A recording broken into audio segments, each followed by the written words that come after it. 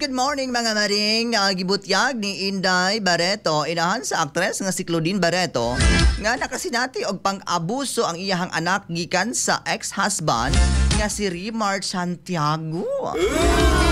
Sumala pa ni Inday nga dili lamang pisikal nga kasinatian ang nasinati ni Claudine, kundi dili apil usab ang sexual nga pang-abuso nga nagbilin og dako nga kasakit sa aktres. Gikan pa niya nga daghang higayon nga midangop si Claudine kaniya, naghilak o nangayo og tabang.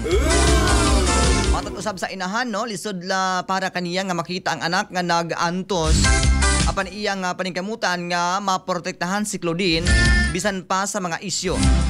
Human sa panagbulag ni Claudine og Rimar ni atong tuig 2013, miyangkon ang aktres nga dili niya gusto makig-uban o makig-amigo pa sa aktor. Sa pagkakaroon, nagpabilin siyang ligon uban ang suporta sa iyang pamilya o mga higala. Yun na di aning pari-remark ko eh. Mangdagmal din siya sa... May palito siya kang Ramil. Kay dili gini siya mangdagmal. Higugmaong bisag maayo ani. Well, mga maring mo to ang showbiz balita karong adlaw nga Miyerkules ha. Ay mo kopiyansa diha ako ni si Maring Inday Erika dili man ko gwapa kadi man ko mistesa. Ayaw kopiyansa diha maring basig ugma puhon maako nagkababay.